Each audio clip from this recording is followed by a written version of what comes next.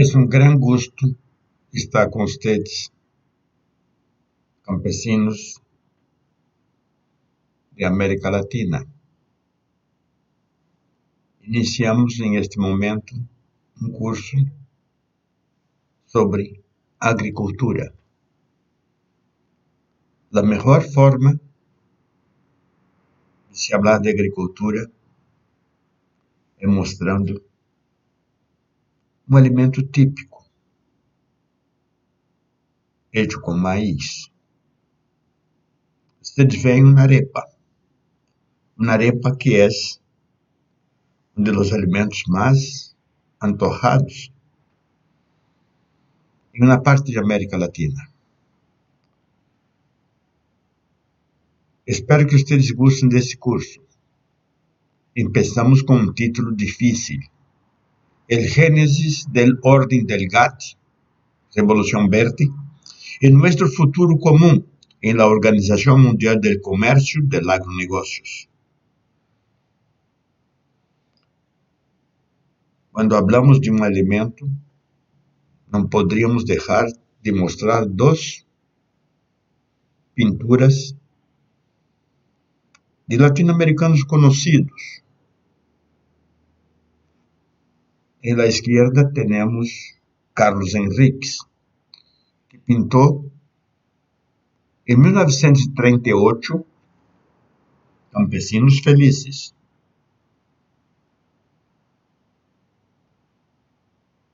Y Botero,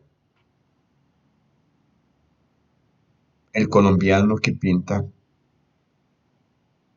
Desplazados. Podríamos traer el argentino Antonio Berni en Manifestación, muy similar a Desempleados. Y allá al fondo, Pan y Trabajo. Es una consigna. El alimento es cultura y cultura es alimento. Para nosotros, que hablamos con personas que producen alimentos, está compleja la vida hoy. Ustedes ven um dos pratos mais famosos de Colômbia, que é el ajiaco. Me gusta muito a astronomia e vou começar com ella. Essa é uma foto como se representara a luz huyendo de um agujero negro. 75 anos depois, é possível perceber isso. E para nós nos situarmos e alcançarmos a agricultura campesina que produz alimentos, vamos ver em nossa Via Láctea, la galáxia que habitamos, la diminuta figura del sistema solar allí enmarcada en esta foto australiana. Y allí hay en ese sistema solar diminuto entre 100.000 millones de estrellas, un planeta donde habitamos que tiene vida. Sin embargo, en este universo, la mayor estrella es la UY Scuti, que tiene 1526 veces mayor tamaño que el Sol. Y también en este universo, la menor estrella es la Ugly TR 122b. Tenemos la dimensión de la vida a partir de dos gigantescas estrellas comparadas con la nuestra, que se formó de la explosión de una supernova hace 4,6 mil millones de años, con temperaturas gigantescas.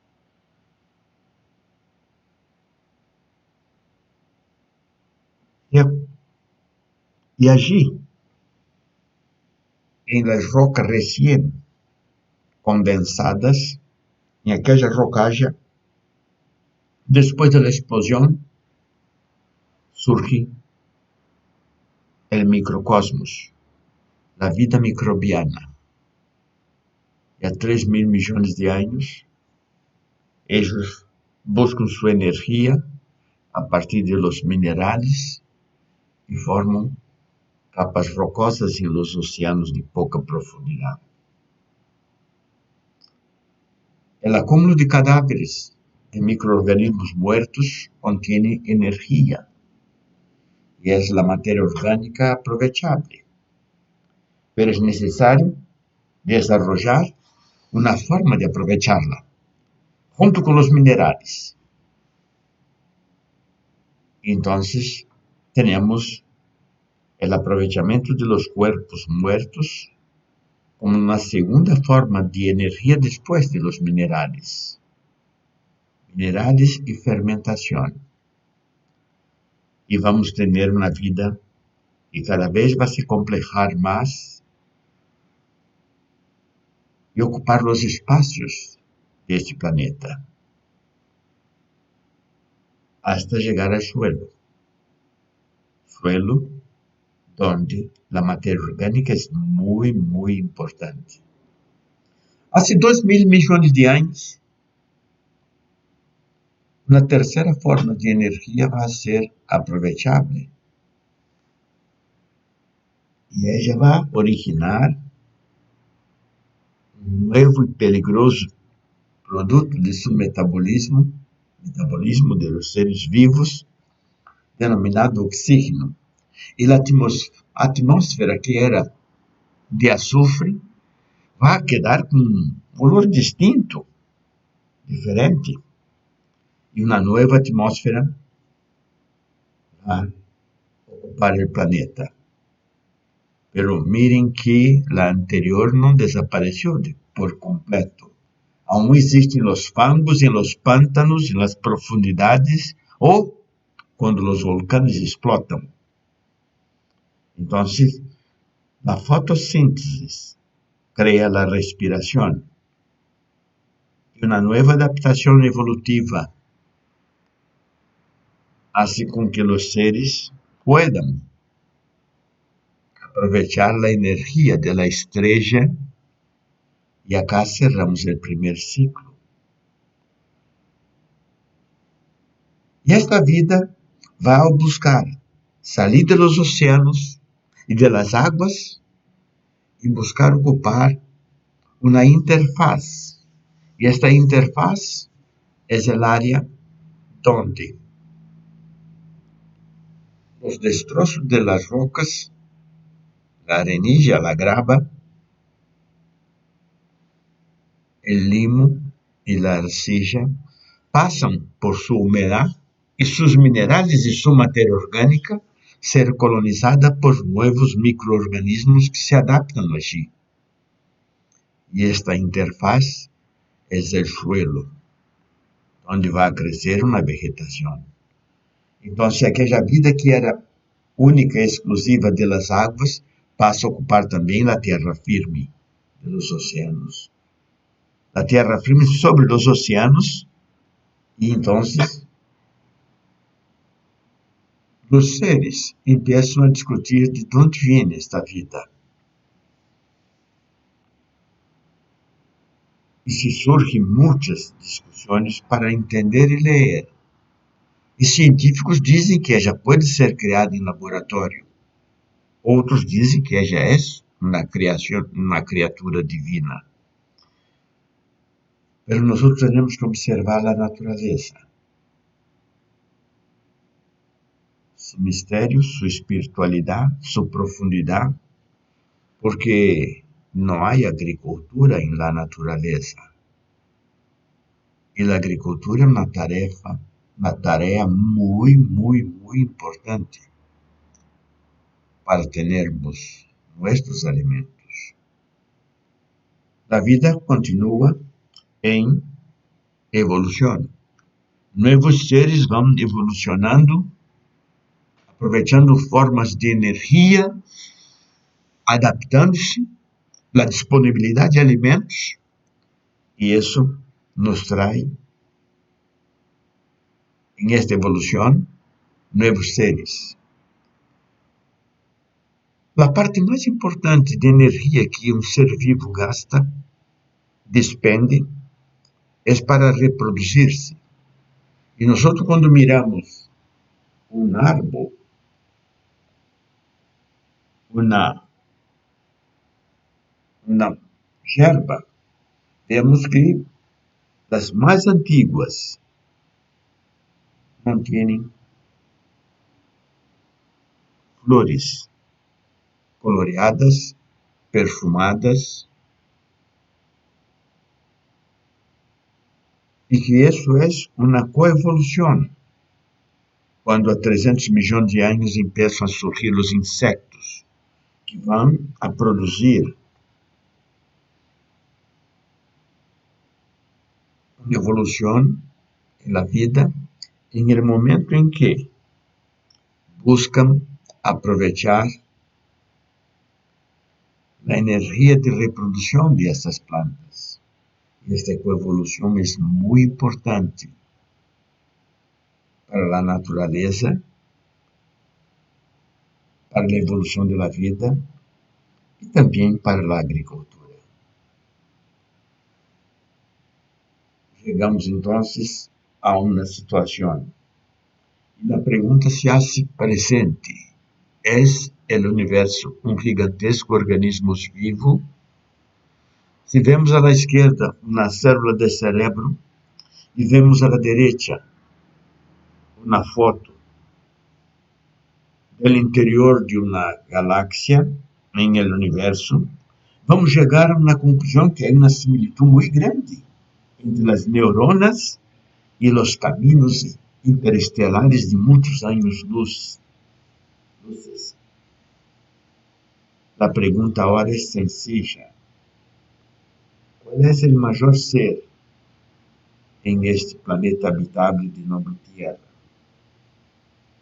Podría decirse que es un elefante en tierra, o una ballena gigantesca, un mamífero marino. Sin embargo, no es así. El principal ser vivo en este planeta es un microorganismo que tiene 30, 40 kilómetros de extensión y tiene una función fantástica de permitir en su colaboración, en su apoyo mutuo, el crecimiento de árboles, de céspedes, de pastos, de gramíneas, de hierbas. E nosotros, quando vemos todo isso, percebemos a importância da vida em este planeta. Por isso, hicimos nossa homenagem. Vida, natureza, biomas, climas, ciclo de la matéria orgânica. Porque somos e hacemos parte disso. Quando os hermanos gemelos ou mellizos não têm la teta, gritam, dispõem de uma alarma, de llanto, para ter o alimento, porque sem alimento nenhum ser vivo pode existir ou subsistir. Quando o cubano Carlos Enríquez pintou Campesinos Felizes, em 1938, como artista tinha uma sensação. Estes niños e niñas não têm mais el leite materno.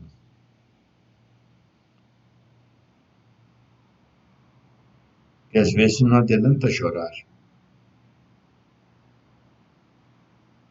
porque não há que comer. Se vamos al pasado buscar, encontramos en Argentina la Cueva de las Manos, en Santa Cruz, en la Patagonia. Hace 9.000 años, después de comer, la fiesta era para los nómadas marcar sus manos en las paredes de la cueva para dejar el legajo de satisfacción. En Francia, hace 30.000 años, el mismo nómada, solo, solitario, dejaba la marca de su mano. También la pintura cultural. Y usamos esta marca de esta mano para demostrar que en este planeta solamente 5 especies hacen agricultura. En el meñique, la termita, hace 135.000 años se desarrolla en el planeta y empezó a hacer agricultura. Y es fantástica. Muy estudiada hoy por su estructura social, donde una clase trabajadora alimenta toda la colonia y el reino de las termitas. En el dedo anelar una hormiga riera, aquella que corta las hojas de las plantaciones campesinas, hace lo mismo que el cupim, y lo hace a 90 millones de años. Y también hace agricultura como la termita.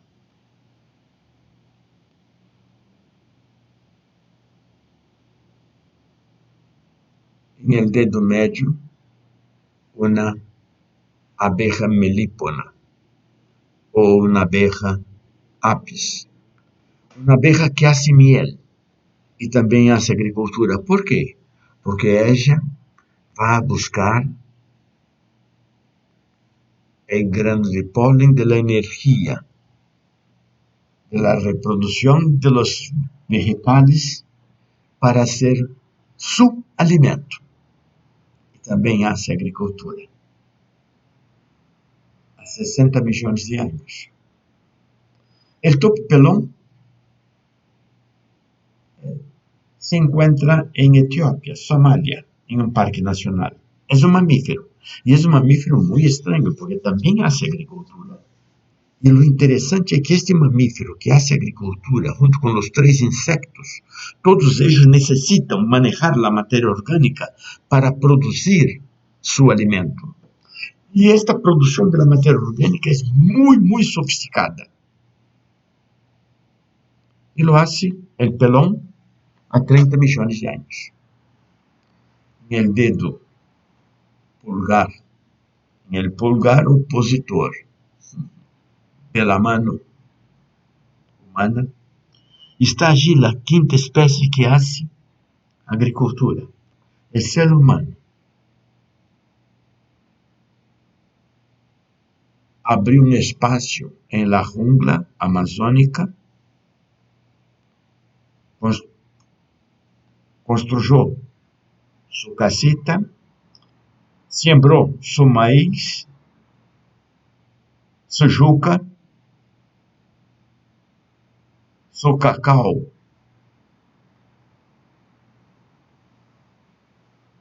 y sus frijoles y va a vivir. Lo hace a menos de 10.000 años. Estos son los 5 seres que hacen agricultura en este planeta. Y es importante entender eso. Porque mientras nómadas buscaban percibir la importancia de entender dónde estaban los grandes animales para poder iniciar la cazada.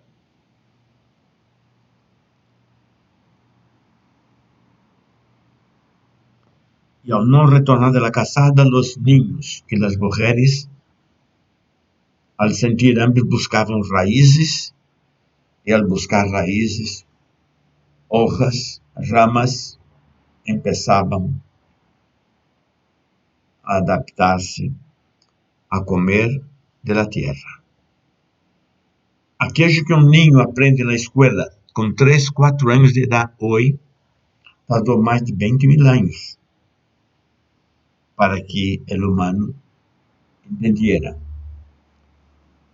que el clima es determinante y que las estaciones permiten comprender el ciclo, no solo de la naturaleza, pero el ciclo de las plantas, de la semilla, el crecimiento, la floración, la fructificación. Y entonces es posible empezar a hacer una agricultura, aunque incipiente, a buscar el alimento allí o hacerlo. Ven ustedes que cuando tenemos esta agricultura cerca de los grandes ríos, con la presencia de agua y una organización social, se va a buscar escravizar aquellos que son más pacíficos, más tranquilos, para producir para los más poderosos.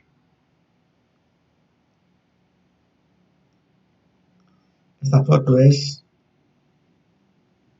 en una de las cunas de la humanidad que conocemos, que puede ser la Mesopotamia, del Tigris y el Éufrates, puede ser el Nilo, puede ser otro río.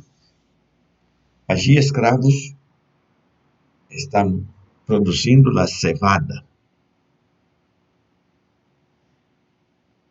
para los amos y señores. Sin embargo, no tiene este alimento, porque el control sobre ellos impide que puedan comer. Ellos producen para los otros. Es distinto de la termita, de la hormiga riera, de la abeja o del topo pelón. Hay una imposición de no tener acceso a aquel que produce. Porque la clase que producía para todos ahora está impedida de comer. Pero una cosa es importante. Ellos observan que una pequeña semilla nace en medio a la cebada que cultivan. Y esta semilla es considerada una sociedad, un producto no deseable. Y ellos empiezan a agarrar esta plantita chiquita que tiene un granito. Ya en el hambre empiezan a experimentar comer. Y ese es el ancestral del trigo, de nombre Aegilops. Y empieza a cultivarlo de forma secreta y a mezclar sus semillas en medio a la semilla de la cebada, sembrada para los amos, de los faraones y de los reyes. Y es así que ellos van a conquistar su libertad. De la literatura traemos las frases de Miguel de Cervantes. El hambre es el mejor condimento.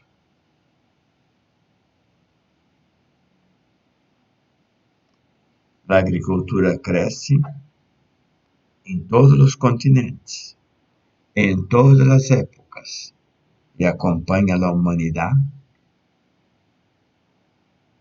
como agricultura. Por isso começamos com Fernando Botero,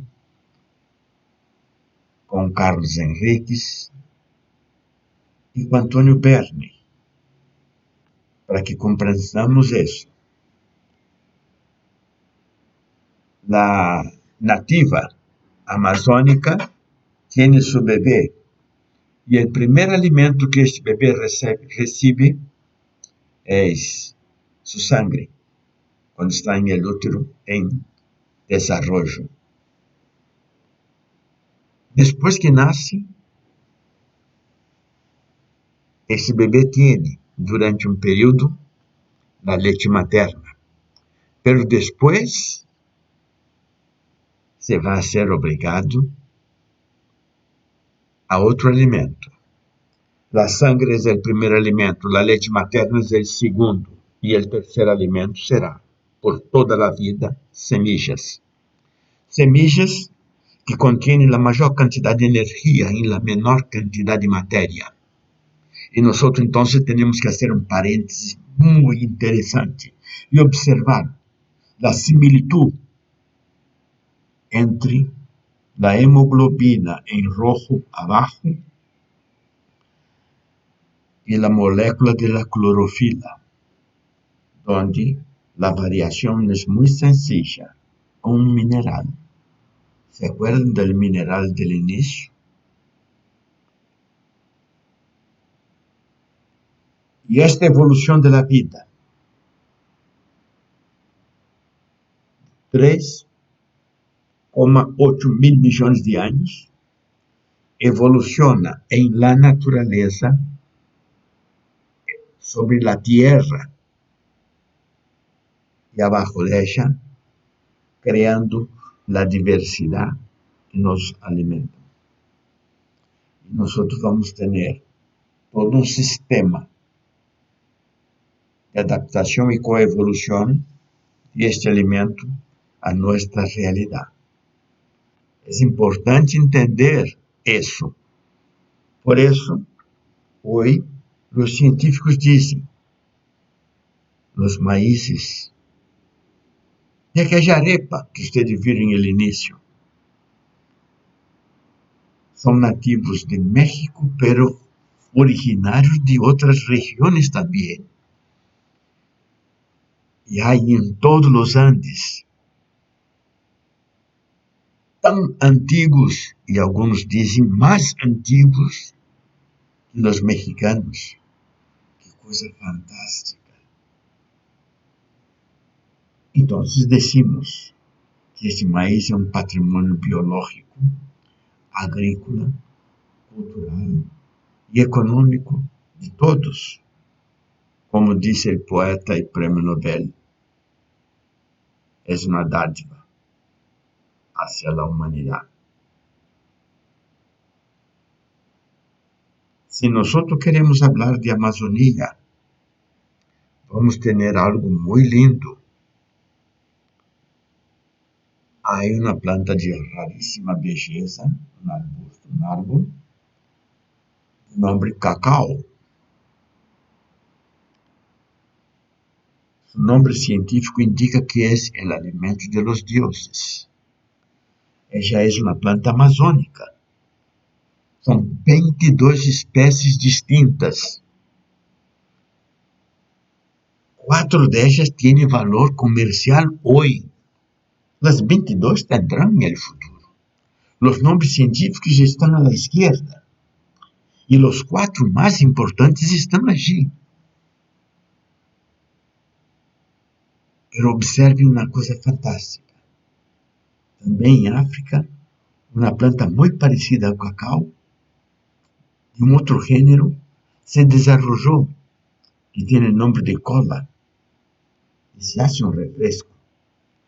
É cacau de Sudão, cola nítida. Que magnífico é isso. Cacau que foi usado como moneda em el Império Azteca e que saiu da Amazônia para conquistar o mundo. Creio que estamos entendendo um pouco mais agora las cosas. Y tenemos la obligación de volver a un cuadro. Este cuadro, Jerome Ferris, es el primer día de acción de gracias, que es una fiesta de los norteamericanos, y detalla que los peregrinos que llegaron a América se estaban muriendo de hambre porque sus semillas traídas de las islas británicas no habían conseguido sobrevivir en las condiciones de América. Y ellos ya habían perdido la mitad de su grupo, muerto de hambre, cuando los indígenas nativos norteamericanos, Somerset y Quantum, los dos caciques, resolveram acudir-los, ajudá-los. E eles receberam mazorcas de maíz. Eles aprenderam a caçar el guajolote, a pescar el arenque. E este quadro marca uma coisa muito estranha, uma confraternização, servir a alguém, estar juntos. Sin embargo, não sabemos o que ocorreu no ano seguinte. Todos os nativos foram dizimados por aqueles a quem haviam salvados del hambre. Estranho isso. Ocorreria isso entre termitas, entre arrieiras, entre abejas, entre topos pelones? É uma questão para se pensar. Pois território, sociedade, natureza criam riquezas. Riquezas como la quina, a la derecha, que curó las fiebres, como el tabaco, como el algodón, como la caña, pero también traen los males, como la esclavitud, la miseria. E abajo, lembrando de Gabriel García Márquez, vemos el plátano o el banano. E los nombres que provocam dolor aún hoy. United Fruit, United Brand, la Bolsa de Chicago. E el título de esta clase inicial, el GATT, la OMC, e ultimamente el poder blanco. Poucos de nós conhecemos a história del tabaco e como John Rolfe casou com Pocahontas para construir a Virginia London Company e quebrar o monopólio espanhol-português del tabaco. E como hablamos de esclavitud, recordamos da 13ª emenda constitucional da Constituição dos Estados Unidos de América sobre a esclavitud, depois da Guerra Civil, que vai terminar no último estado americano, em Texas, em 1935. Pero a pelea por os direitos civis sigue hoje, aún hoje, não só nos Estados Unidos, mas em todos os países de América.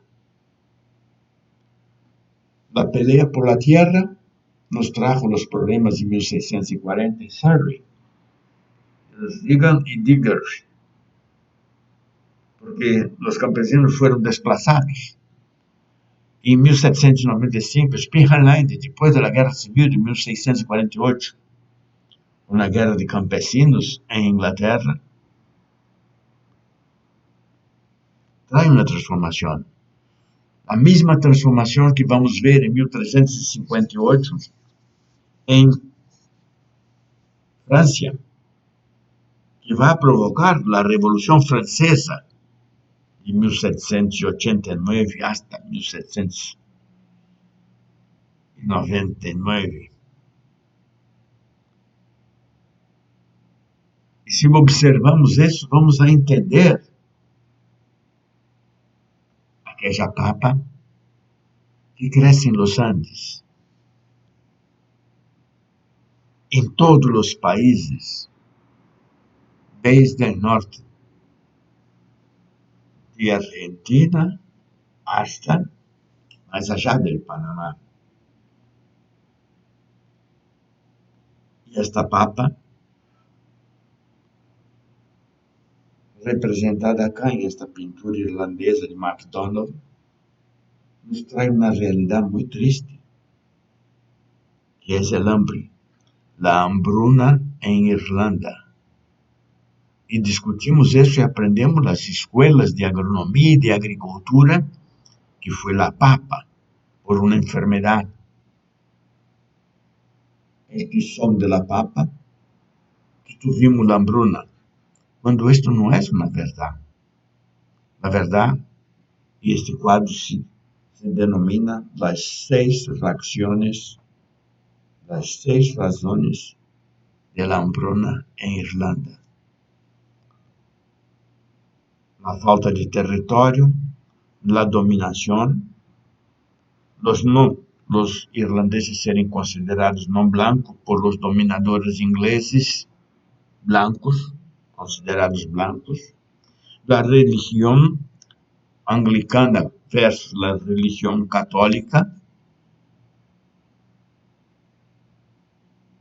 y la rebeldía de los irlandeses que eram desplazados de la tierra.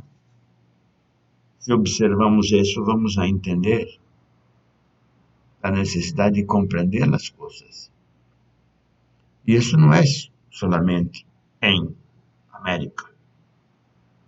A estrutura da produção do anil, corante muito importante para fazer com que as roupas quedaram mais blancas, e a dominação britânica como monopólio do comércio mundial da planta anil, uma leguminosa, hizo com que os campesinos de Bengala hicieron una huelga y no plantaron anil para demonstrar la importancia a la reina Victoria. Este ejemplo fue tomado como basis por Gandhi para conquistar la independencia y la libertad. Volvemos a aquella malecita que surgía en medio de la cebada, donde no se puede hablar de libertad sin se hablar en alimento, sin se hablar en agricultura. Y vamos a ver por qué creamos y tomamos este acento, para que usted comprenda una agroecología indígena y campesina. Este quadro é magnífico. É de Van Gogh. Aquele pintor holandês, famoso por seus colores, principalmente o amarillo de los depresivos, pinta este quadro em homenagem aos campesinos. E este quadro se denomina Comedores de Papas. Observen a lâmpada prendida, indica com o reloj marcando 20 para a meia-noite.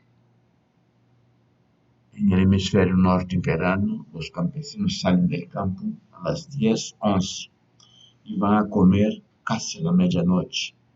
Les hace su primera reflexión, como allí en 1885 lo marcaba Van Gogh. Y a él impactó muchísimo las manos que no estaban limpias, porque en la hambre tan grande sentavam às mesas para comer, e a única coisa que comiam eram papas. Observem, a mamã, jovem, busca consolar al esposo con su mirada. El hombre está lejos. El cansancio en mí está allí. En la parte más a la derecha se invierte la situación y quien busca consolar a la señora más idosa es el esposo. Y ella tampoco está allí. Los colores son lúgubres, son casi macabros. Es una escena muy, muy triste. La niña tiene su rostro protegido porque es una esperanza para el futuro.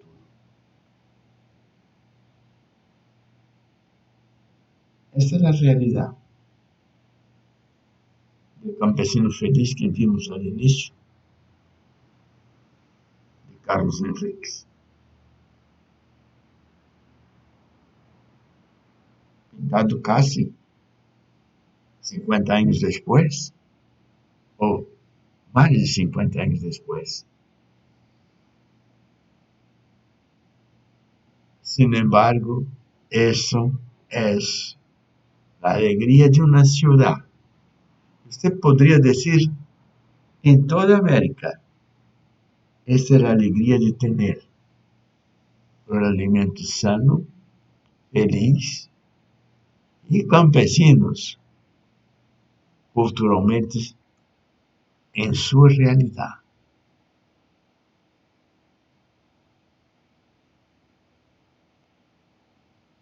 Son aquellas cadenas directas y cortas que están prohibidas por normas, leyes y organismos multilaterales hoy, donde centrales de coyotes impiden la comercialización directa.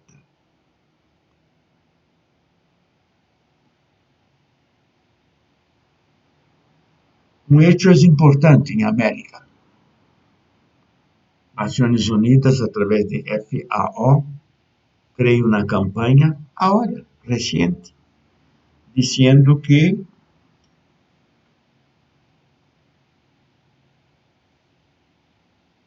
hay 1.681 especies de insectos que son comestibles. Y ahí vemos algunos ejemplos. Y son ejemplos de insectos que hacen parte de la dieta. En toda América es así. Sin embargo, la campaña empieza ahora. ¿Y por qué empieza ahora? No, porque ahora se puede decir eso. Desde 1919, los insectos eran inimigos de la humanidad y tratados como propaganda y políticas públicas para que se usaran pesticidas. Poucos são os países que conseguiram sobreviver a isso.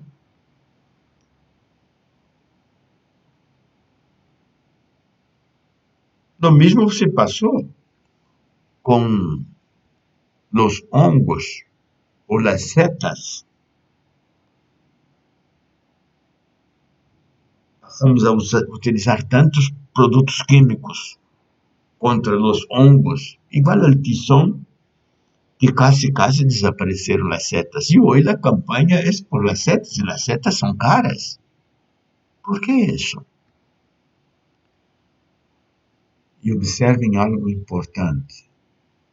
Quando agarramos uma fotografia especial, muito especial de los físicos, e buscamos a fotografia de uma seta à la derecha, cultivada comercialmente, com as tecnologias criadas depois de 1919 e 20, comparada com aquella criada por la naturaleza em um suelo sano, vemos a diferença entre as duas. É a mesma cepa de um hongo champignon, pero tão diferentes. Por quê? Porque a energia que alimenta a humanidade es obtenida de la agricultura, no de la industria. Si vemos los vegetales, en algunos países, el consumo de la vegetación natural y nativa es tan importante cuanto los alimentos, porque ellas también son plantas medicinales, además de nutritivas. Los mexicanos le dicen quelites. Cuando el gran naturalista von Humboldt estuvo en América, descubrió, y después otros grandes naturalistas descubrieron que todas esas plantas eran medicinales y toda la industria de la farmacia se instaló sobre este sector. Entonces nosotros tenemos aún hoy en muchas ciudades, en muchas capitales, los platillos hechos con estas plantas espontáneas, quelites, nativas, como una cultura. Y a veces no nos damos cuenta de eso. Y nuevamente vemos la calidad de esas plantas en fotografías especiales, en análisis súper especiales para demostrar su cualidad y su potencial nutricional. Tenemos que aprender mucho, pues somos agricultores hace poquito tiempo. No como las termitas, las arrieras o las abejas. Tenemos que empezar a aprender lo que es el ciclo de la materia orgánica en la naturaleza y en las manos campesinas. Sin embargo, en Buenos Aires, un restaurante servía la comida en una pala de acero usada en la construcción civil. Y las colas eran inmensas, y las filas eran inmensas delante de este restaurante. Una moda exótica, la enajenación, y eso es lo que vemos. En algunos países, como en Brasil, pasó a ser prohibido el consumo de las vasijas tradicionales para vender alimentos. Sin embargo, en una de las mayores capitales culturales de América, se comía una pala. Eso es la enajenación, la destrucción de la cultura, del valor de la agricultura y del alimento. Más allá,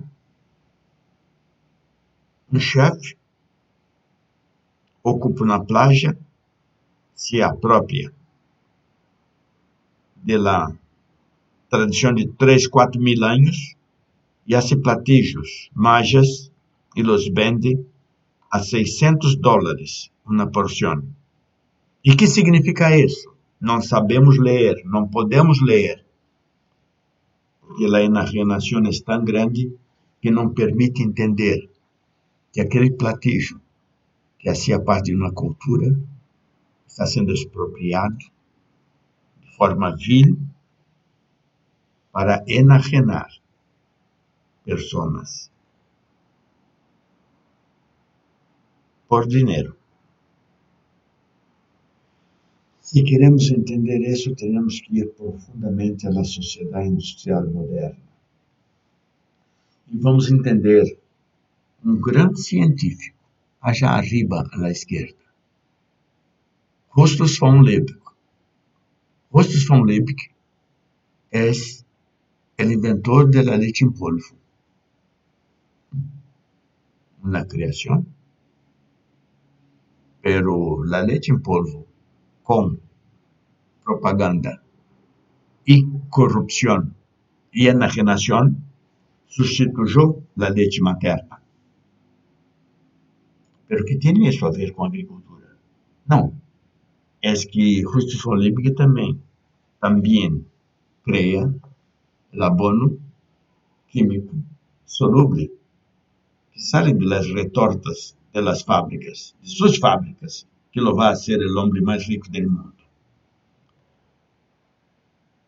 Y nosotros vamos a entender por qué desapareció el ciclo de la materia orgánica en el suelo y en la naturaleza. Y por qué nosotros vamos a tener que utilizar los venenos químicos en la agricultura, igualito la sustitución de la leche materna por la leche en polvo. Y vamos a entender que abajo está una pintura muy bella sobre la batalla de Austerlitz. Está Napoleón en el caballo blanco y sus comandados, sus generales dicen, le dan la noticia de la victoria en la guerra de Austerlitz. Y von Liebig estudió en Francia en esta época. Y él sabía que en Francia toda la pólvora napoleónica era obtenida por fermentación, pero él trae para Alemania los avances de la síntesis del nitrógeno, ¿no? La obtención del nitrógeno por fermentación. Y von Liebig va a crear la gigantesca empresa para producción de fertilizantes, producción de sustancias sintéticas. Y el gran cuadro a la derecha tiene el nombre de Consejo de los Dioses.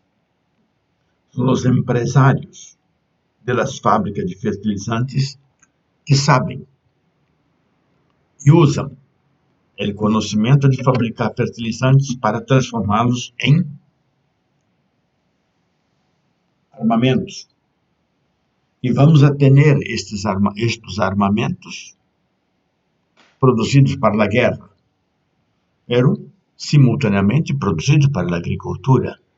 Y la agricultura pasará, por medio de la propaganda y de los subsidios, a sostener la guerra y los negocios rentables. Y ustedes van a ver una cosa fantástica. En América vamos a ver una guerra entre Bolivia, Perú, Chile, patrocinada, organizada y ejecutada por alemanes, ingleses, franceses. Y nosotros no sabemos leer eso porque no aprendimos así en la escuela. Liebig estimulaba la compra de huesos para hacer fertilizantes en el inicio. Y eso era benéfico para limpiar de los rebaños las praderas de toda América del Norte. Y así se extinguió el búfalo, el bisón.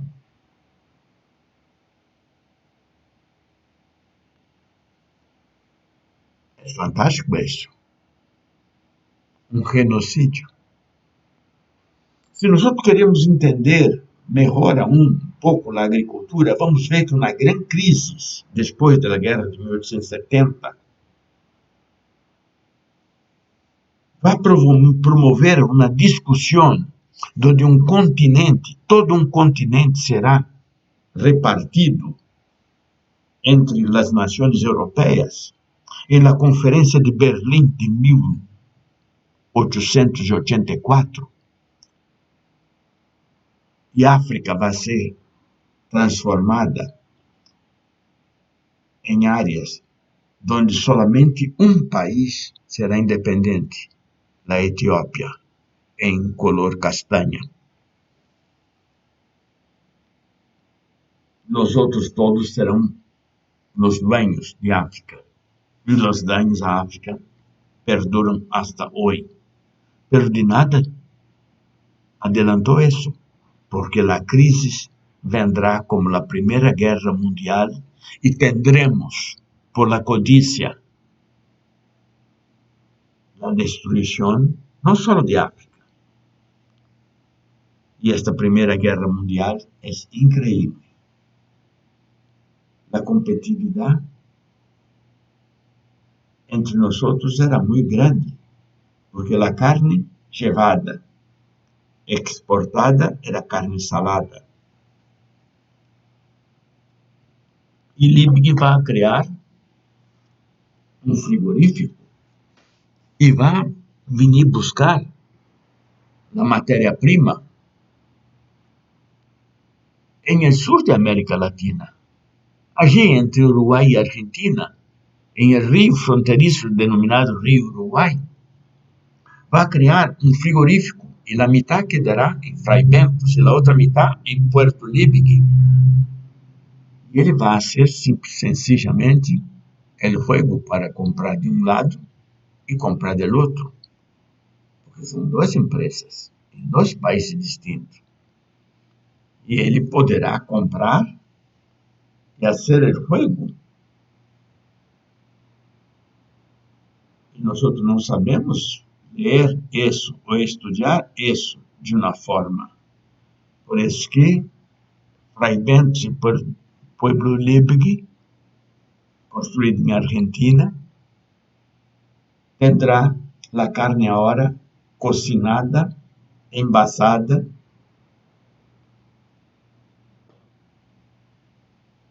e será conhecida essas áreas como a cocina do mundo. E todo o alimento da Primeira Guerra Mundial saldrá de allí. E necessitará somente uma coisa: propaganda. Propaganda para poder comercializar e substituir a agricultura. E assim é. E a propaganda era muito sofisticada. Nós não sabemos ler isso. Nem sequer sabemos quem foi Edward Bernays, o padre das relações públicas, o padre da publicidade, o homem que conseguiu duplicar o consumo de tabaco, fazendo com que as mulheres fumaran cigarrillos masculinos, não cigarrillos femininos, cigarrillos masculinos. E ele fez isso. Nem sequer sabemos quem foi ele. E trabalhou não só com tabaco, em desestabilização, com as bananeras. É necessário saber um pouco disso para entender o que é uma agricultura onde suelo vivo, onde natureza, onde a organização social hace parte. Se não podem, é difícil. A reação ao final da Primeira Guerra Mundial foi que científicos, campesinos e organizações sociais se reuniram para discutir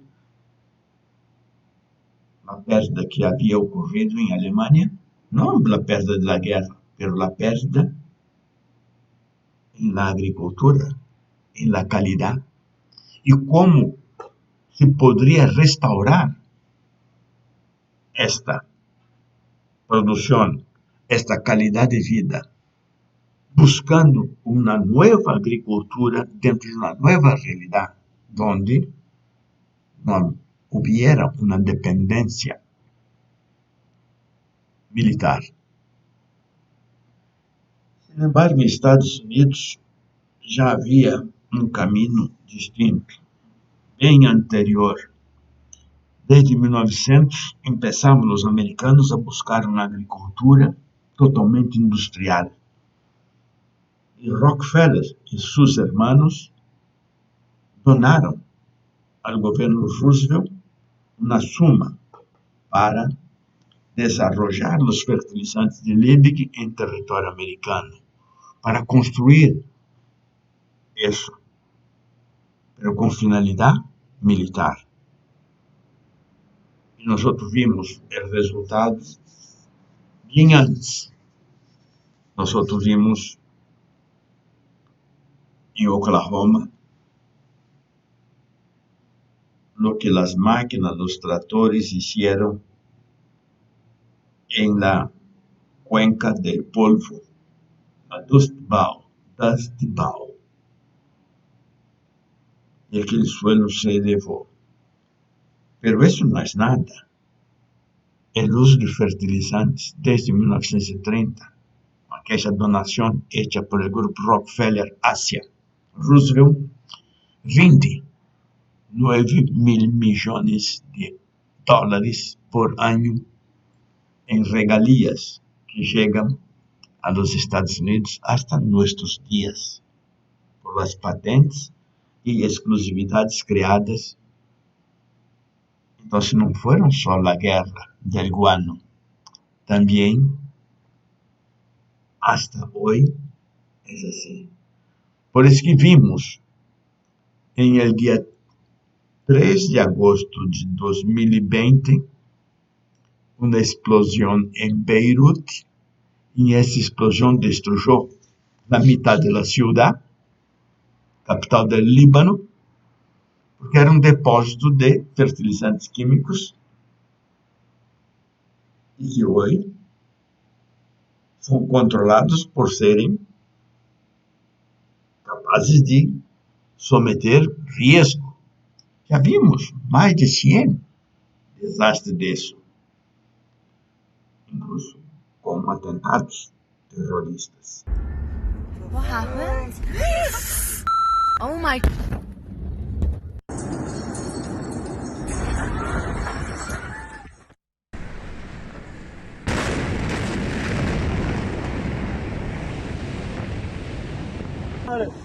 شیماتtan هون باز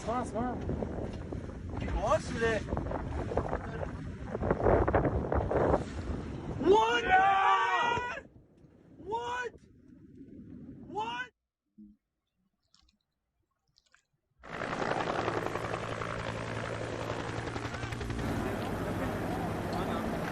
سيارة شباب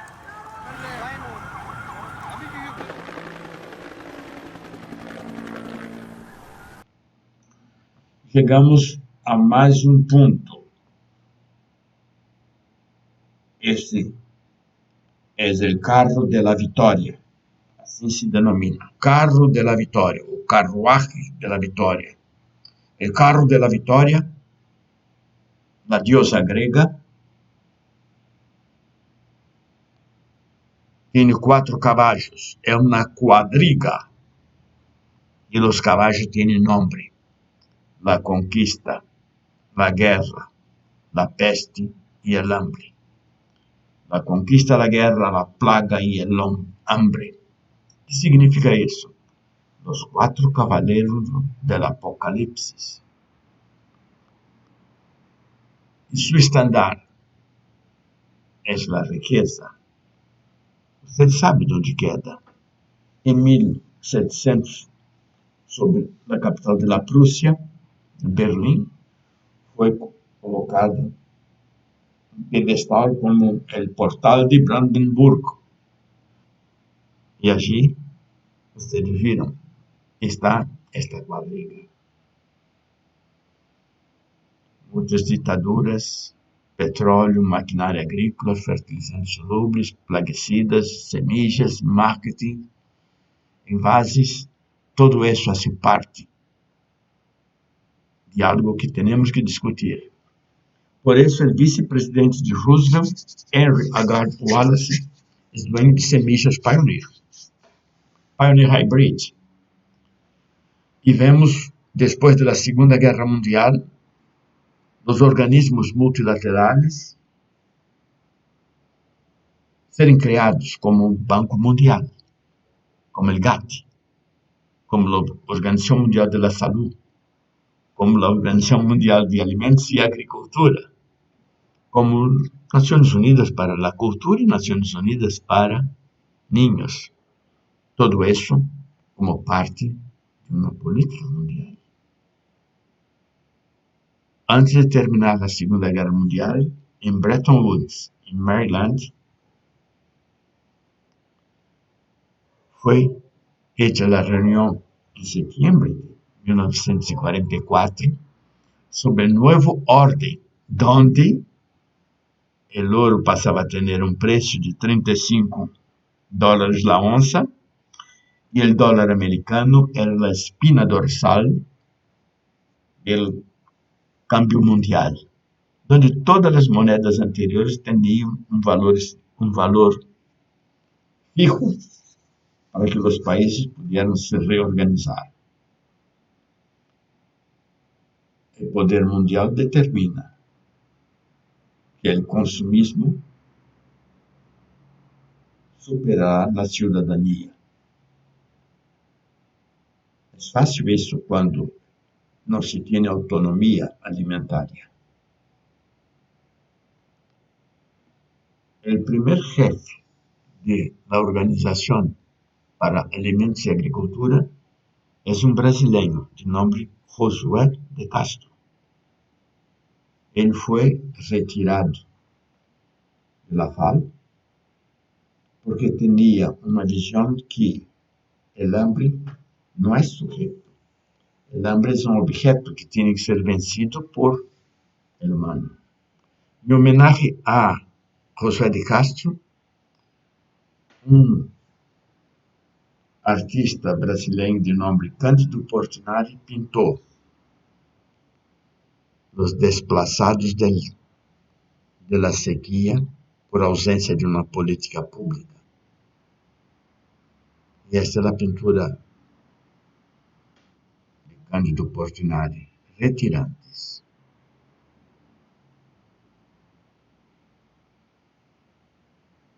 Por eso nosotros tenemos que percibir que una agricultura que existía desde el siglo XVII, XVIII, XIX, donde los molinos pertenecían a los campesinos, donde los cerdos eran criados libres en la naturaleza, donde los desperdicios eran utilizados para traer calidad y salud a estos cerdos, a estas aves, a esta agricultura, donde existía un ciclo de la materia orgánica, donde los campesinos tenían cooperativas de créditos, cooperativas de producción, y tenían organizaciones de cadenas cortas para abastecer de alimentos las ciudades,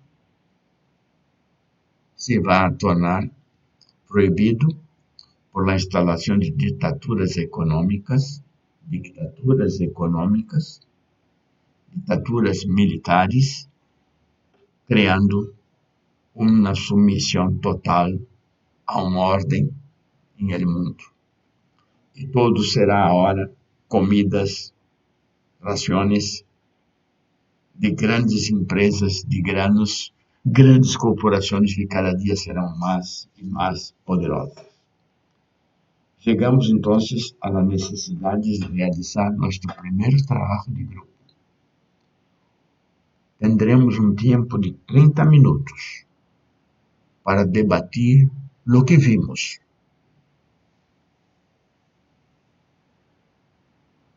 La primera cuestión es, lo que vimos es importante en nuestro abordaje para la organización de los campesinos. 2.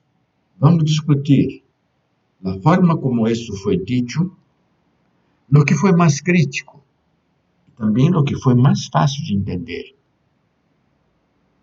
Y por otro lado, lo más difícil. Y el tercer punto en esta discusión es lo que falta hacer, cuáles las correcciones necesarias en el curso para que nosotros tengamos nuestro objetivo alcanzado. Podríamos, sin estos elementos presentados, donde se habló muy poco de agricultura, podríamos entender o hablar de agrotóxicos, suelo vivo, ciclo de la materia orgánica, bioma, trofobioses, cambio climático, reforma agrária e biopoder campesino, este es nuestro primer trabajo. Vamos necessitar um informe final de cada grupo para poder melhorar este trabalho e construir outro trabalho.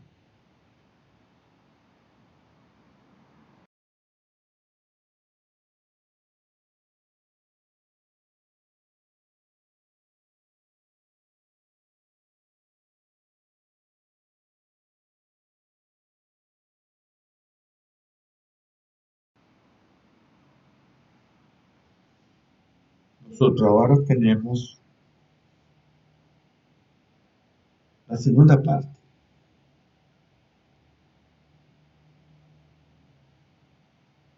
Quando nos hablam de plaguicidas, inseticidas, acaricidas, fungicidas, herbicidas, quando nos dizem sobre propaganda, sobre leis, controle, educação, cidadania, como vamos resolver isso? Para que vocês entendam, vamos preparar um exemplo. E este exemplo é fundamental. Vamos a tomar uma plantita que qualquer abuelita tenha, qualquer ninho siembre. Podemos usar uma planta como pepino. É fácil sembrar um pepino. Quando sembramos em nossa horta um pepino, vemos que eles crescem sanos e saudáveis. Lo ideal para entender um plaguicida, ou um fertilizante químico, ou uma agricultura sem autonomia, é fazer com que este pepino que é sano, beijo, se transforme em enfermo. E lo vamos fazer primeiro quedar muito lindo, muito beijo. Vamos aplicar sobre este pepino uma matita, 2, 3, 10, uma quantidade de água com ureia. Dissolvemos um pouco de ureia, alguns gramas de ureia, em 1 ou 2 litros de água, em um balde. A mão queda muito fria. E lo aplicamos com cuidado para que esta planta quede limpa. Você vai ver uma coisa fantástica. 24, 48, 72 horas depois de aplicada esta ureia, ele se vai quedar belíssimo, el pepino. Ou, se você eligiu um chayote, ou uma cidra, ou uma calabaza, ou zapallo, é o mesmo. Sin embargo, 1 ou 2 dias depois, você vai observar que esse pepino começou a quedar com uma cenicilla sobre as hojas. Por quê? Porque você predispôs a planta que estava sana e rígida a quedar mais débil, frágil e propensa a ter o ataque deste hongo de nome cenicilla ou oidium. Você provocou a enfermidade com o uso de sua tecnologia, de seu fertilizante solúvel. É fácil perceber isso. Não se ensina isso na escola. Não se diz isso ao campesino. Não se diz que quando se faz o contrário, a ureia, quando se utiliza um composto, uma lombricomposta, ou uma harina de roca, ou um biofertilizante, ou se utiliza água de vidro, esta planta queda mais resistente. Por quê? Porque a propaganda de Edward Bernays e os grupos de Justus von Liebig necessitam comercializar seus produtos em la agricultura para favorecer também seus lucros em la guerra. Por isso, uma segunda prática agora é muito importante para nós. Quando sembramos, a melhor forma é proteger nossas semillas, sejam elas frijoles, lentejas, calabazas ou zapallos, maíz ou yuca e caña-de-açúcar, tabaco. Qualquer semilla tem que ser protegida. E qual é a melhor maneira de proteger uma semilla? É fazer com ela um invólucro, envolverla. E para envolverla é fácil. É sencillo utilizar um pegante, uma goma, uma cola.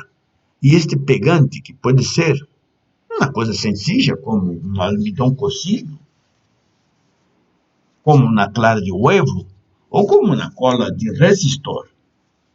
Nós podemos passar em volta as semillas e vamos fazer isso na prática, muito detalhadamente.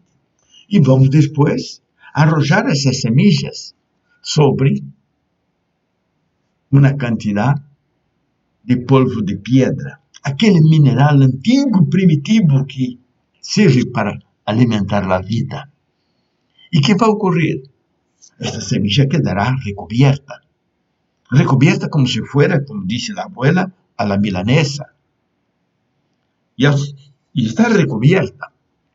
Esta semilla estará protegida. ¿Mas protegida de qué? Protegida de microorganismos patogénicos, protegida de insectos, protegida de condições malas. Porque uma semilla, quando está em la humedad e se põe a germinar, ela empieza a crescer com a humedad e vai arrascando, rompendo seus tecidos e abrindo locais para penetração de hongos, de bactérias ou atrativo para insetos. E o polvo de roca cria um caparazón, cria uma proteção. E esta proteção é mais do que física, é uma proteção eletromagnética. E esta proteção eletromagnética cria a destruição total de hongos e bactérias patogênicas. Então, se você agarra suas semillas e faz um revestimento, faz uma proteção para elas, não terá. E por que ser isso? Sencillo. Porque mais de 80% de todas as enfermidades que atacam os cultivos estão em las semillas. E se você evita isto quando a planta é chiquita, ela não tem como atacar em la floração ou em la frutificação ou al final del período cerca da cosecha. Então você pode evitar utilizando uma maniobra que é a peletização de semillas. E essa peletização de semillas permite que você pueda, a bajíssimo custo, identificar com sua harina de roca aqueles que a semilla necessita para seu melhor desenvolvimento. Vimos duas práticas: como fazer uma planta enferma e como fazer um cultivo sano. Em dois sencillos exemplos, em poucos minutos, podemos dizer que todo o que foi dito antes e o que foi discutido em nosso trabalho de grupo está agora para ser rehecho e reelaborado, porque agora sim podemos trazer elementos concretos para cambiar la forma que allá afuera se hace agricultura. Eso es un trabajo. Peletización de semillas.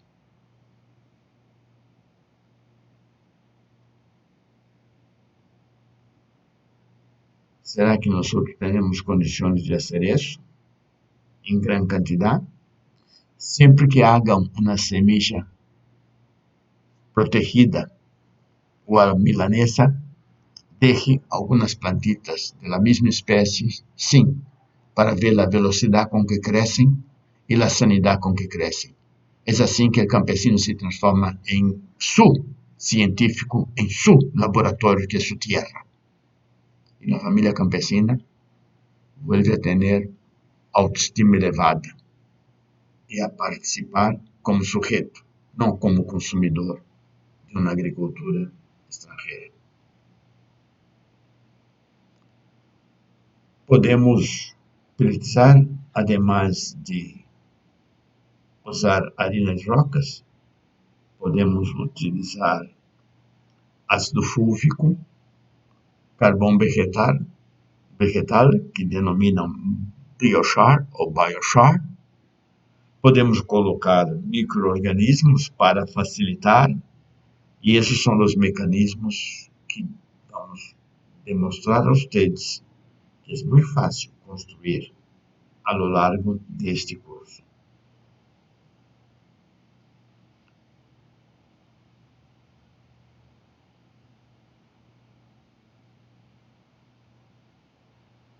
Aula 2. Em 1960, o presidente dos Estados Unidos, Eisenhower, viveu uma situação muito dramática.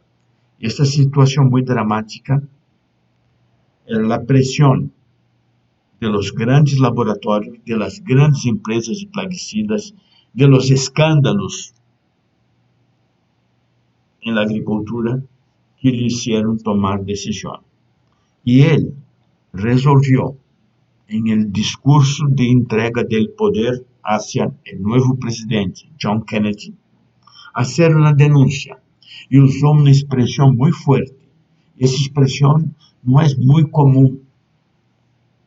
Ele alertou ao presidente Kennedy sobre os riscos criados por el complexo militar industrial ou industrial militar que buscava pressão sobre os governos, e ele disse que estes estavam buscando ventajas. Ele sofria um problema muito sério.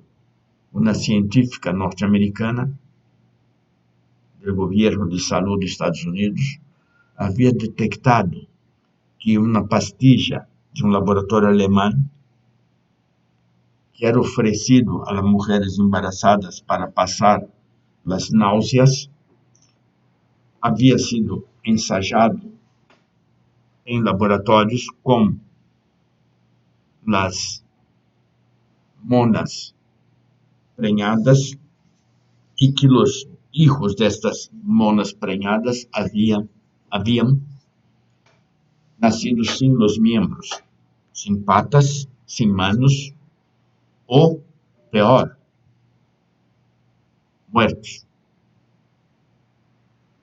E a pressão era muito grande para que Estados Unidos, por ser um grande país consumidor de medicinas, liberara seu consumo. Uma científica norte-americana, desde a Segunda Guerra Mundial, estava pressionando para que não se utilizara os plaguicidas organoclorados, como Aldrin, Endrin,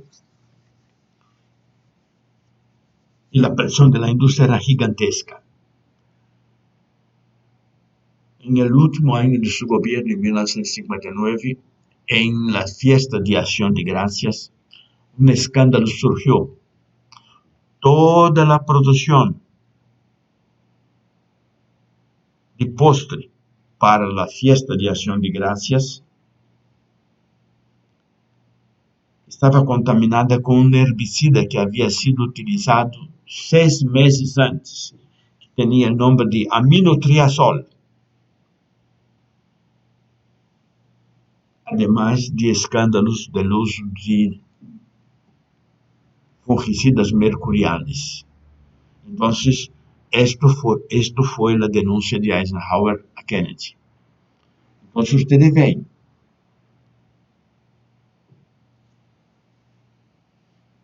Raquel Carson, por la denuncia en Primavera Silenciosa, ella ya en 1944 había ofrecido datos a la revista Selecciones Reader's Digest. Ella había tratado la infestación de hormigas de fuego, hormigas carnívoras que habían sido llevadas a Estados Unidos, y decía que no se adelantaba a tratar con plaguicidas, que no adelantaría nada. Pero nada de eso tenía repercusión, porque todo era el lucro. En 59, el postre contaminado, y la científica acá recibiendo una medalla de Kennedy por evitar que Estados Unidos tuviera víctimas de la talidomida. Todo eso es parte de una nueva realidad. Y nosotros entonces tendremos una construcción que es comparar una agricultura convencional de poder, de normas multilaterales, contra una agricultura sin plaguicidas, una agricultura orgánica. Y ahí entonces nosotros vamos a tener que percibir una cosa fantástica. Una peste, una plaga, es un concepto. Y sus tratamientos crean relaciones polares. Cuando você tem uma peste, uma praga, você pode eliminar as causas ou curar os efeitos. Quando você elimina as causas, o que ocorre? Não há efeitos. Esta era a agricultura anterior a Liebig e aos interesses dos grandes grupos. Quando passamos a ter produtos em el mercado, e por isso trajimos Eisenhower com sua denúncia, vamos ver que o efeito transforma o campesino e a organização campesina e o país que produz o alimento como um consumista, não como um cidadão, como sujeito. Então, se temos consciência do trabalho, temos que entender o valor do trabalho frente à consciência de los que vendem e fazem propaganda. E estas lógicas de prevenção, de fomento, de educação, são distintas às lógicas de corrupção, de consumo, de cura, de mascarar. Perdimos cidadania e perdimos qualidade. Nós temos que entender isso, porque a propaganda e a desinformação vai buscar evitar. Por isso que falamos de los egipcios, de la cáscara de sauco, de la aspirina, del anil, del caucho sintético, del caucho natural, de la naturaleza industrial. Por isso temos que comparar o que é uma sociedade campesina em seu tempo natural e comparar uma sociedade industrial em seu tempo industrial. Pois em isso está o controle da mais-valia. Uma economia natural versus uma economia industrial, do complexo industrial militar. Uma agricultura campesina versus uma agricultura industrial de especulação financeira. Uma cidadania versus o consumo da cidadania. Ou o consumerismo embasado em el totalitarismo que gerencia o conformismo. Este quadro é muito claro e serve para que se observem estas situações. Por isso, se nós observarmos desde há muitos anos, e podemos dizer que Imhotep em Egito ou Hipócrates em Grécia diziam que tu alimento se é tu medicina.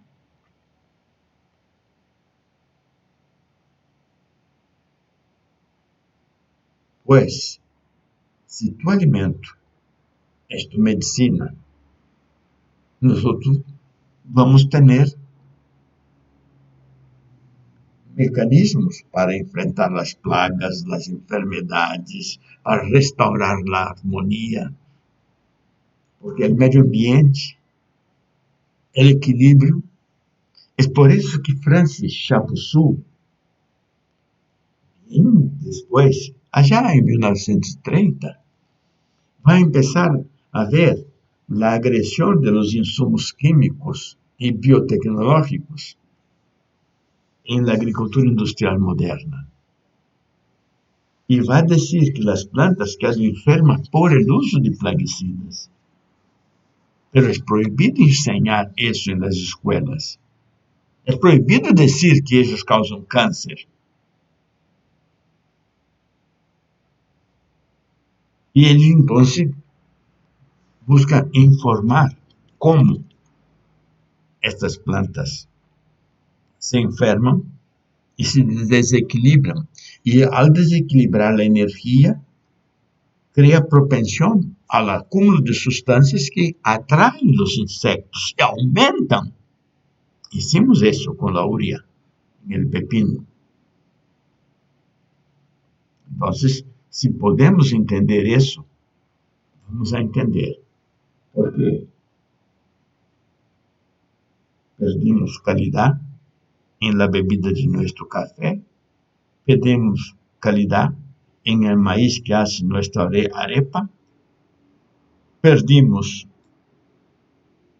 riqueza nutricional en el alimento que comimos, porque no estudiamos essas coisas, não conhecemos dentro dos mecanismos do metabolismo cada detalhe, porque a propaganda supre tudo isso, engana, e nós temos informações que não são informações corretas, são informações mercantiles, não científicas, e vendidas como se fossem ciência, quando nem sequer tecnologia são, porque não são aprovadas, porque tem todo um escopo por detrás. Então, é necessário entendermos isso desde o núcleo do interior da célula hasta em la durabilidade de um produto utilizado. Eliminar as causas é manejar a energia. Sus resultantes é a harmonia e o equilíbrio. Sin embargo, combatir los efectos avanza en el contrasentidos y flujos energéticos y exige cada vez más inversión de energía y provoca más desequilibrio y daños futuros y crea una dependencia total,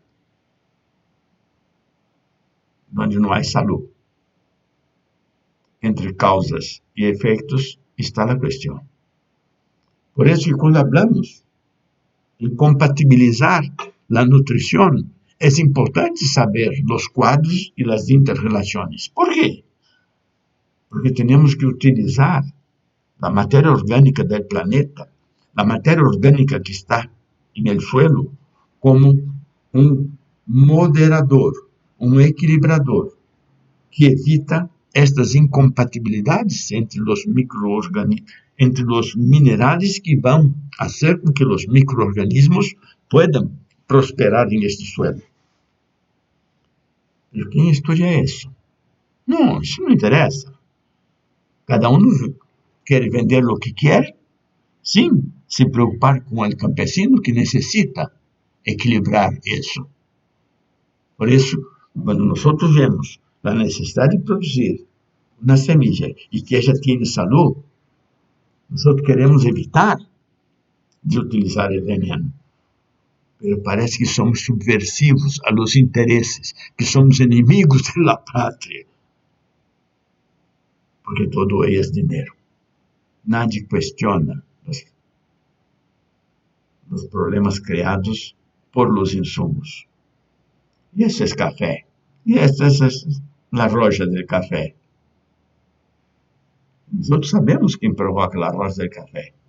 Nosotros sabemos como la materia orgánica mejora la calidad del café, pero ella no tiene un comercio. Por eso que cuando utilizamos veneno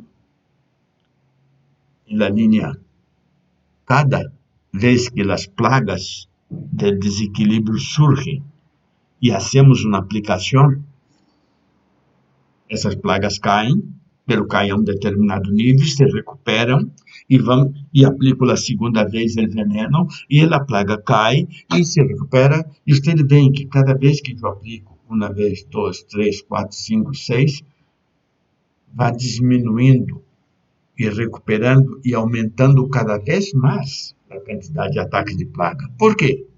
Porque do lado de abaixo do gráfico, vemos que em verde o desequilíbrio ocorreu por um problema momentâneo entre plaga e controle biológico. E ao aplicar o plaguicida como solução, diminui muito mais o controlador biológico em verde do que a plaga em rojo. Porque uma plaga tem 200 huevos. O controlador biológico não pode pôr 200 huevos, senão desaparece. O que ocorre? Eles põem menos huevos. Então, ao utilizar, vai criando e crescendo de forma exponencial a plaga e diminuindo da mesma forma os controladores biológicos, que são rapidamente extintos. Esse é o problema porque surgem as plagas. Se você inverte a situação e deixa de utilizar o plaguicida, o que ocorre? Lentamente, vemos surgir de novo o controle biológico. Pero o que tenho que fazer para isso? Sencillamente, favorecer não a plaga, favorecer o controlador biológico. É sencillo isso, pero isso não é ensinado, por isso não interessa. E é assim. E o pior é quando o controlador biológico passa a ser comercializado como se fosse algo que saiu de Marte, ou de Vênus, ou de outro planeta. E não está na propriedade. E os estudantes e profissionais aprendem isso e passam a comprar animalitos que vêm de Califórnia, insetos que vêm de outro país, e continuam utilizando o plaguicida. Isso é diabólico. Por isso, quando nós vemos uma florada de café de rara beleza, nós temos que ler antes da situação e saber o que quer dizer fenologia e como essa fenologia controla os dados em cada fase de crescimento e que isso passa de um ano ao outro para que no primeiro ano tenhamos o crescimento, a brotação e o desenvolvimento das ramas, e no segundo ano fenológico tenhamos a destinação da floração, de los frutos, de la diferenciação. E se nós entendemos isso, vamos compreender que não é só a quantidade de las vallas, sino também a calidade de las mismas. E podemos saber o que é, no caso do café, a qualidade embebida. Isso é fundamental hoje. Essa qualidade embebida tem que ser 2, 3, 5, 30 anos antes para ter allá adelante. E isso não é um processo de consumismo. Pero não se estuda assim, não se aprende assim. Todo é um processo distinto de dependência, de enajenação. Então, causas e efeitos estão na qualidade toda. E hoje, causa e efeito fazem parte do clima E agora sim, podemos falar do clima do planeta, porque vocês já estão entendendo de onde queremos chegar. E agora, rapidamente, podemos chegar a nosso segundo trabalho. Novamente, vamos debater durante 30 minutos o que quedou na primeira parte e depois na segunda. Está mais claro para a organização campesina. No que temos que volver a ver como crítico para quedar mais fácil entender. E quais as correções que temos que fazer? E podemos então entender os elementos apresentados. Nós vimos 4 exemplos. E aí sim, solo vivo, ciclo da matéria orgânica, bioma, novamente trofobiose, câmbio climático, fenologia em el biopoder campesino.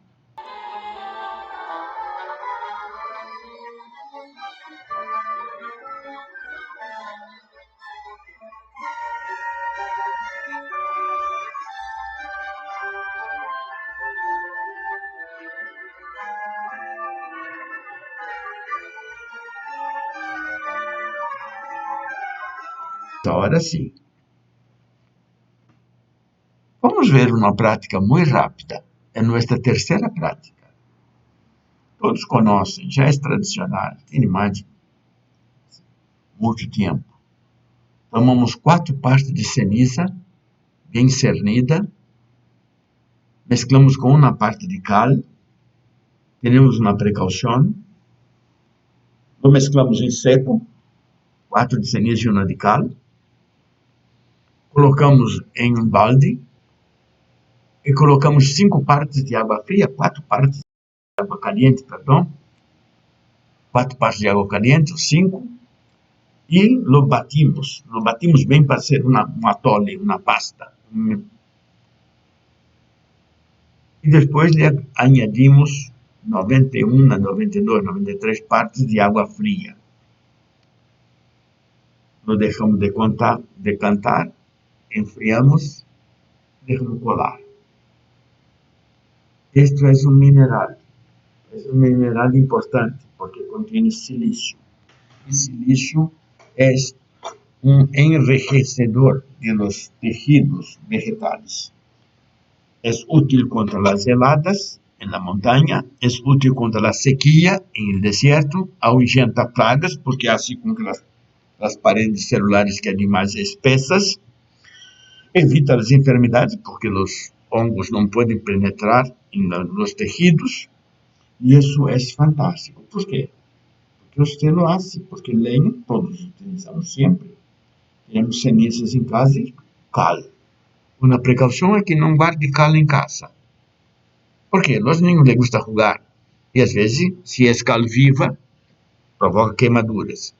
Sempre que se trabalha em agroecologia, um bombeiro ecológico recomenda que tomem cuidado com aquilo que se tem.